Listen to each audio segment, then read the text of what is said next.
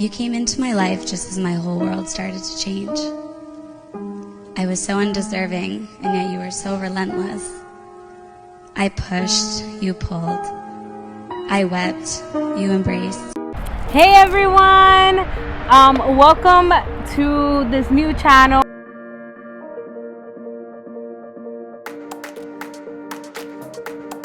One, two, three. Welcome to Life with Juma! Welcome to Life with Juma! So today, it's actually our 3rd year anniversary! 3rd year anniversary!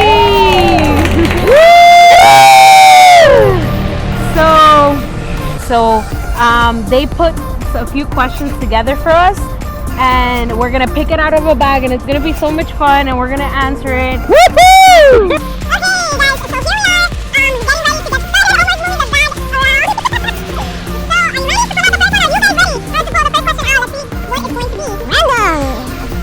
What is a fun memory that you both have together, and why? I think I guess the one I'm going to mention is like when we went to Chicago.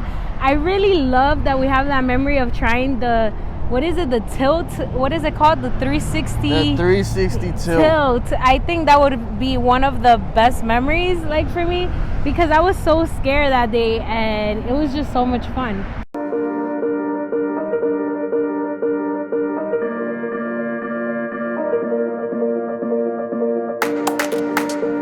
Okay, so what would you say is your best memory? My best memory is when we went to New York. I have never been to New York ever in my life. It was when we went to Radio City Head and I fell asleep. That was my favorite memory. Anybody would wish to be here. I remember I was so mad at you, just like, oh, I'm tired.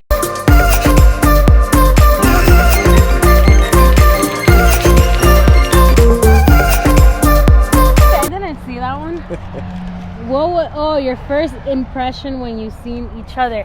First, I met Omar at work, so I asked him to move something. He was my boss. I wasn't literally your boss. I can't stand when he says that, because he didn't even pay attention to me. I was not his boss. I was just like your coworker. But anyways, boss. Like, I thought he was a jerk. And then later on, I realized she thought I was a jerk because, she thought I was thuggish. But when she first met me and started hanging out with me, I'm like a teddy bear. Yep. How about you? What was your first impression? My first impression with you is like, this girl got attitude. Man, like in the beginning, I was like, bro, don't boss me around. No, don't boss me around. But then when we started hanging out, I was like, bro. Yeah. Okay, let's go. That's the one right there. So we made 3 years. And we're back from commercials.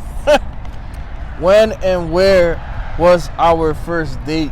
Chili's. It wasn't Chili's, and he claims it was not a date though, because you don't consider that to be our first date. Although our second, we still ended up at Chili's somehow. I had 2 bosses. No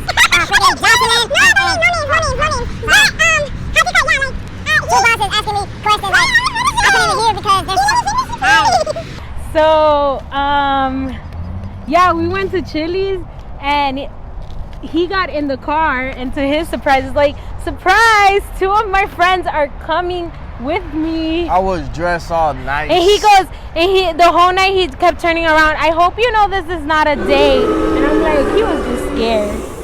What was the moment you realized you were in love with each other? I love this question. Okay.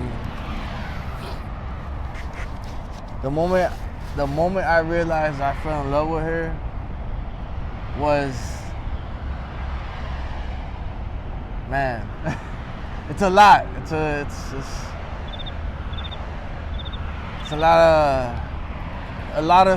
lot of moments. But my moment was when I was going through some stuff, and I had nobody around, and she was there for me. Like, we were not together yet, and she got me a shirt and a tie for my interview, my job interview. That's when I fell in love with her. She didn't know yet, but I fell in love with her that day. I love you. I love you too, baby. That is so sweet.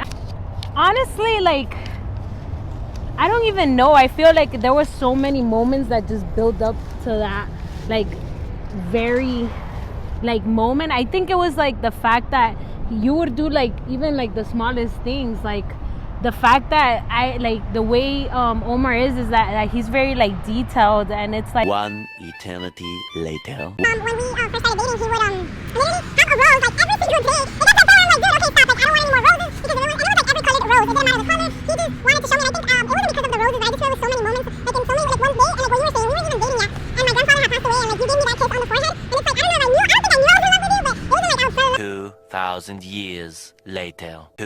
it just felt special. Like, it felt sincere, and it didn't feel como like he's trying to take advantage of the situation. It was more like you truly legit care about me, and you made me feel like I'm not alone, and there's somebody there that actually like cares about me. So I would say those little moments is what built up to just me just falling in love with you. What is a bucket list destination you both want to go to? Hawaii. I want it because of the beaches, and I imagine us in a Jeep, right? With the roof open. Oh, oceanside. Yeah. The roof open, mountains. the volcano in the background, you know. Cool stuff like that. Okay, so what are some of your practical ways in having healthy God boundaries in dating? So I would say that number one is intimacy with God, because I feel like having that relationship with Him. Always put God first in a relationship, no matter what. Yeah. If you don't have God in the middle of it, it's not gonna work. Yeah, it's so crazy because I had seen the questions previously, and I had seen this one specifically, and I was like, I hadn't even talked to him about it, so just him saying it, it's literally exactly what he said, putting God at the center. I think that's like one of the main things, even before you walk into a relationship. And two is communication, like with your spouse, with your significant other, that boyfriend, girlfriend, having that communication of what your boundaries are. And because sometimes we think that because we're Christian, right, we have the same like values or protocols, but that doesn't mean just because I believe something should be a certain way, you believe the same thing. So I think in a relationship, communication is such an important like key point to even create those boundaries. So I would say those are the main two things. When you both think of your dream home, what does that look like? Rooms, kitchen, space, backyard? You can answer that. Like modern / vintage, but like not like an in old between. school, but like everything in between. Like my man cave has to look crazy, modern at the same time. But yeah, and I'm all about the bathroom and the kitchen.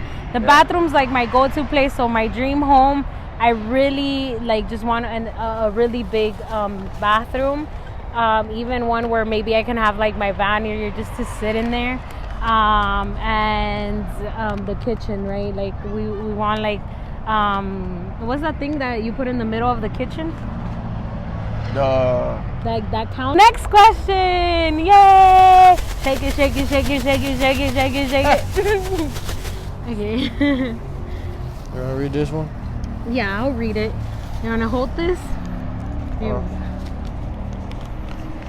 Okay, so it says, what is the most difficult attribute? It's okay, I'll hold it. What is the most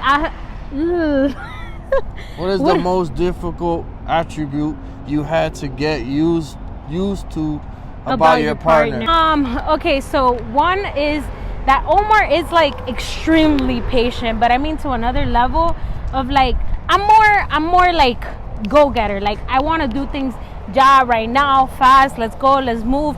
And Omar's more like, I know it's gonna happen, but just chill. Just chill, it's gonna flow, it's gonna do. So I think that was one of the hardest things, just knowing when it was right for me to speed up and when it was the moments for me to like slow down. I think that has been one of the hardest things to get used to. One of the things that I had to get used to was her saying, like, so, whatever, or like... Que soy muy contestona. I don't know what that means, but yeah. I answer too much. Yeah. Like back. I had to get used to that. Wanna read it? When did you realize that this was the person you wanted to be with? You know, when you're in a relationship and the girl or the guy, you know, shows you they're so nice and cuddly and lovely in the first 3 months, like a job. No, she showed me straight raw. Like you don't see that. You don't see someone like that. Like, she's rare and unique. Like, she's real. Like, she's not fake. She don't freaking hold until like 3 months later and be like, craziness. I wouldn't even take that. I was like, bro, where that came from? But she showed me that in the beginning. You know, like, that's real. That's what a relationship is. You know what I mean? You go in every relationship must have God in the middle. Mm-hmm. You don't have God in the middle, it's never gonna work.